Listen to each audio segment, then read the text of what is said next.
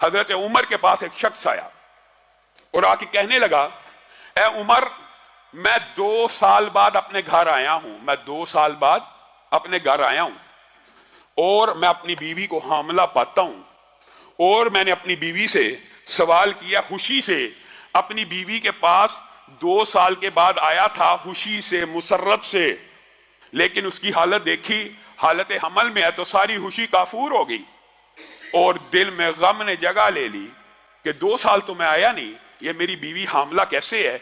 जब मैंने उमर उससे इस्तिफसार किया तो वो कहने लगी, अल्लाह की कसम, मेरे पेट में जो हमल है तू ही इसका बाप है।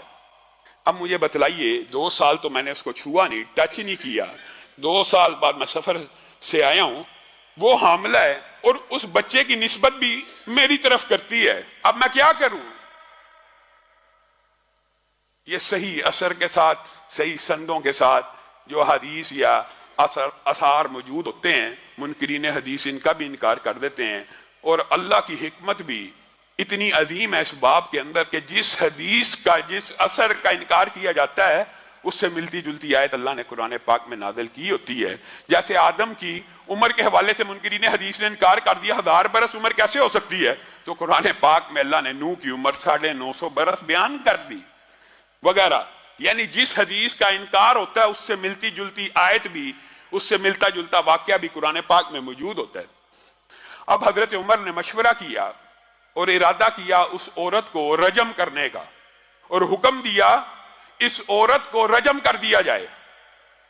कौन हुक्म दे रहा? खलीफातुल मुस्लिमीन। कौन हुक्म दे रहा? अमीरुल मोमिनीन। कौन हुक्म दे रहा? हजरत उमर, जिनके इल्म और फजल के दुनिया के सारे उम्मती कायल हैं। पास ही मुआज इब्ने जबल बैठे हैं। कहा, उमर, मैं आपके फैसले को चैलेंज करता हूं, मैं आपका फैसला नहीं मानता, आप अपनी इस्लाह करें। कौन कह रहा है? एक रुतबे में, मकाम में कम दर्जे का सहाबी आला दर्जे के सहाबी को टोक रहा है। वजह क्या? वजह उसके बाद दलील है। ये नहीं है कि मैं तेरे से बड़ा आलम हूं, सबको पता उमर बड़े आलम है। जिस तरह उस्मान कुरान के कारी थे लेकिन हजरत अली ने आके टोक दिया, इसी तरह यहां पे मुआज इब्ने जबल हजरत उमर को टोक रहे हैं। लई साला का अला माफी बतनीहा, लई साला का, ए उमर, लई साला का आपके लिए नहीं है, अला माफी बतनीहा सबील। आप इस औरत को रजम में सजा देना चाहते हैं, ठीक है, ये मुल्जमा है, ये मुल्जमा है, मुजरमा है आपकी नजर में, आप इसको सजा दें तो दें। उसको किस जुर्म की पादाश में आप संसार कर रहे हैं? रसूलुल्लाह के दौर में भी ऐसे वाकयात हुए थे। शबीबा गामदी आई थी, रसूलुल्लाह ने वज़ा हमल का इंतजार किया था, सजा लागू करने से पहले पहले वज़ा हमल का इंतजार किया था, क्योंकि पेट में जो बच्चा वो भी एक जान है। हमारे मुआशरे में भी ये गलतुल आम मशहूर है जी, बच्चा पेट में हो, डॉक्टर बता देते हैं इसका ब्रेन अभी पूरा नहीं बना, इसके आधा अभी पूरे नहीं बने।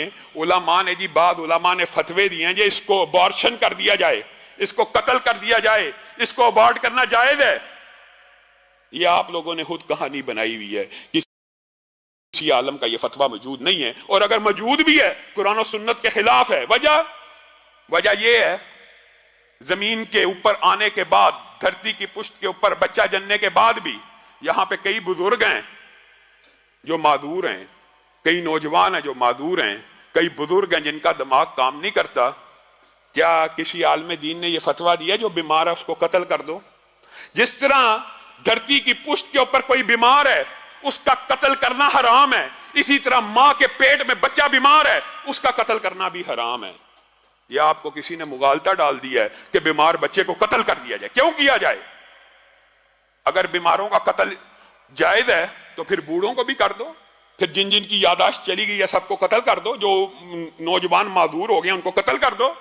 ये खुद साख्ता फैसले, ये मनगढ़ंत फैसले, ये कुरान और सुन्नत के खिलाफ हैं। यही बात मुआज इब्ने जबल हजरत उमर को कह रहे हैं, लईसा लका अला माफी बतनीहा सबील। उमर, आप औरत को रजम करना चाहते हैं, कर लीजिए, उस बच्चे का कोई कसूर नहीं, हम उसको रजम नहीं होने देंगे। हजरत उमर रुक गए और कहा, वज़ा हमल का इंतजार किया जाए। औरत ने बच्चा जना, औरत ने बच्चा जना, और सही सनद में मौजूद है जिस वक्त वो बच्चा जना कद खराजत सनायाहू, जिस वक्त वो बच्चा जना गया वो इतनी बड़ी उम्र का था कि उसके दांत निकल आए हुए थे, उसके दांत निकल चुके थे। और बाप ने उस बच्चे को देखा, कहने लगा अल्लाह की कसम, काबे के रब की कसम, ये तो मेरे ही जैसा है और ये मेरा ही बच्चा है। हजरत उमर तक ये खबर पहुंची। ये है वो हदीस, ये है वो मकाम जिस वक्त हजरत उमर ने कहा था माओ ने मुआज इब्ने जबल जैसे बच्चे जन्ना बंद कर दिए हैं, लौला मुआज लहाला का उमर, अगर मुआज ना होते तो आज उमर इस औरत को बेगुनाह संसार करने के जुर्म में हलाक हो चुका होता। दुनिया में कौन सी हस्ती है, कौन सी शख्सियत है, अगर अबू बकर के फैसले को चैलेंज किया जा सकता है किसकी रोशनी में? दलील की, वही की रोशनी में। अगर उमर के फैसले को चैलेंज किया जा सकता है किसकी रोशनी में? ये नहीं फलाने का है, फलाने का है। मुआद इब्ने जबल ने कहा तो चैलेंज हो जाएगा, अब्दुल्ला इब्ने अब्बास ने कहा तो चैलेंज हो जाएगा, नहीं। दलील की रोशनी में कायनात में कोई उम्मती ऐसा नहीं है जिसके कौल को, जिसके फेल को, जिसके अमल को चैलेंज ना किया जा सके। हाँ, चैलेंज करने के लिए दलील होना जरूरी है, और दलील इस्लाम में वही है, और वही की दो ही किस्में हैं, एक अल्लाह की आयत कुरान है और दूसरा मदीने वाले का फरमान है। बस बात खत्म।